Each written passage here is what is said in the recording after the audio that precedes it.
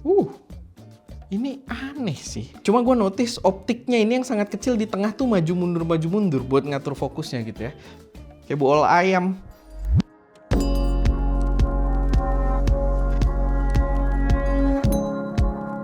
Halo semuanya, selamat datang di channel IC Media dengan gue Erwin. Dan pada video kali ini gue kedatangan salah satu lensa yang gue cukup excited karena ini adalah lensa yang gue rasa sangat cocok dipasangkan dengan kamera-kamera full frame yang ukurannya compact kayak yang ada di kita juga, yaitu A7C Mark II gitu ya.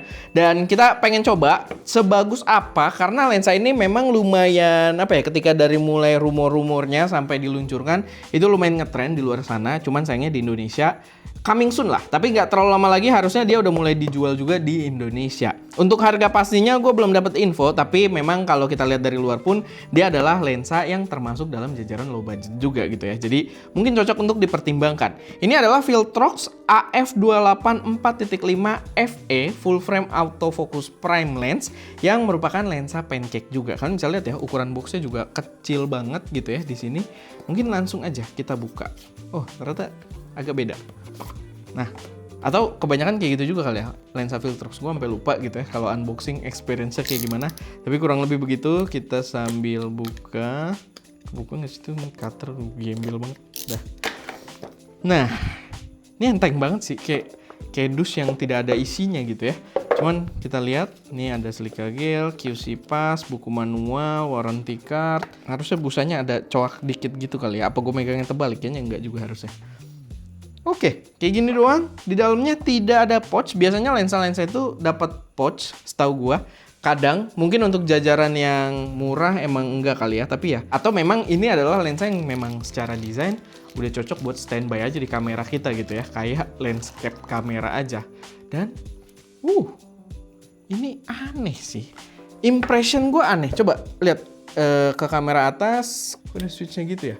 Jadi dia ada kayak fitur keamanan webcam gitu ya. Kita bisa slide untuk buka dan lensanya terlihat, atau kita tutup. Dan ini emang buat penutup ya, kayak landscape gitu. Jadi bukan ngatur ukuran aperture atau apa. Karena aperture juga mungkin, gue nggak tahu sih, apa dia fix ya, 4.5 ya. Mungkin kita langsung coba aja dengan A7C. Tapi gue jadi pengen tahu nih, gue kepo. Kita buka landscape-nya. Wah, tipis sekali ya. Bener-bener ketebalan tutup ya. Ini ketebalan tutupnya, ini ketebalan si lensanya bener-bener identik gitu ya. Dan dia agak lebih tebal dikit karena ada sisi mountingnya. Tapi sisi optiknya berarti harusnya bener-bener tipis banget. Di belakangnya kayak gini. Dia ada port juga loh buat update firmware. Dengan ukuran setipis itu agak-agak ini ya, surreal gitu. Tapi ya oke lah. Dan ini lensa full frame, perlu diingat ya. Itu mungkin jadi satu fakta yang lumayan menarik juga.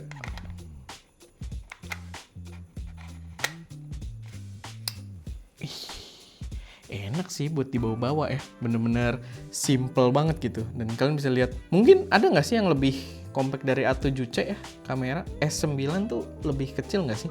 Kita belum pernah coba juga. Tapi ya ini termasuk sangat-sangat compact dan gua rasa bisa gitu. Jadinya bener-bener dikantongin, mungkin di kantong jaket kalian. Karena ya kita gini nih ya, si grip sama si lensanya aja tuh majunya hampir mirip. Jadi ya in a way ketika kalian simpen, dia jadi kayak kotak begini gitu loh. Jadi kayak flawless. Kalau kalian lensanya agak manjang lagi kan ya biasanya kita butuh ruang lebih gitu ketika ditaruh di tas atau di pouch dan lain sebagainya.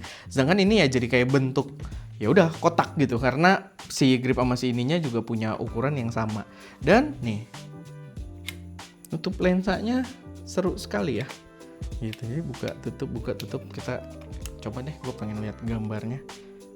Secara focaling sih cocok sama gue ya, karena dia 28 mm di full frame itu cocok sama gue. Cuman memang ininya agak, bukaannya 4,5 agak terlalu ini ya, terlalu nutup kalau buat gue. Tapi masih oke sih. Oke, buat gue sih ini jarak tangan ya, kayaknya buat ngevlog masih asik gitu di angka 28 mm. Dan ini gue notice, gue nggak tahu ya kasih lihatnya gimana. Cuma gue notice optiknya ini yang sangat kecil di tengah tuh maju mundur buat ngatur fokusnya gitu ya. Tapi silahkan kalian sambil nilai nih setup kita. Ini yang mungkin akan mengagetkan setup kita. Des gitu ya. Sama kamera atas juga des gitu kan. Sama kita ngatur dari sini. Des yes gitu. Nah itu sedikit ini aja. Nanti mungkin kita bahas di lain waktu. Tapi ini seru loh. Coba gue pengen kasih lihat deh. Lihat deh fokusnya tuh. Ini harusnya kelihatan kalau dia bisa fokus di atas. Nah tuh maju mundur gitu lucu banget. Cacat nih. Dilihatnya tuh agak unik gitu. Nggak pernah gitu gue ngeliat yang kayak gitu tuh. Aneh banget. Kayak bool ayam. Tapi ya kurang lebih seperti itu guys. Untuk ini kalau gue langsung tutup, jangan deh, bahaya juga kayaknya. Soalnya majunya itu sampai keluar dari body lensanya nih. Tuh. Jadi kalau misalkan gue langsung tutup, berantem yang ada gue. Tapi ya dari jarak segini kalau kita bikin vlog atau semacamnya gitu ya, ini kayaknya oke sih. Cuman ini gue pakai ISO 2500 karena f-nya nggak bisa kita iniin, jadi kita harus main di shutter sama di ISO. Cuman untuk penggunaan outdoor, gue rasa bokehnya masih dapat, gue rasa kualitas gambarnya juga harusnya masih lebih oke. Tapi ya nanti kita lihat lah, kita tes di reviewnya. Ini cuma sedikit first impression aja. Tapi ya paling itu aja sih guys buat pembahasan kali ini. Kalau misalkan ada koreksi saran atau kalian punya pertanyaan yang spesifik dengan lensa pancake ini, boleh taruh aja semuanya di kolom komentar. Karena ini so far sih lensa yang menarik sih.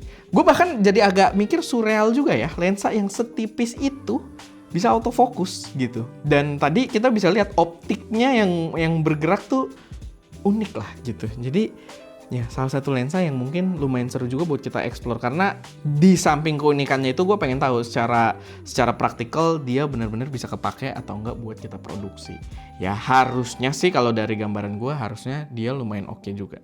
Tapi ya paling itu aja. Semoga bermanfaat, semoga bisa jadi gambaran buat kalian.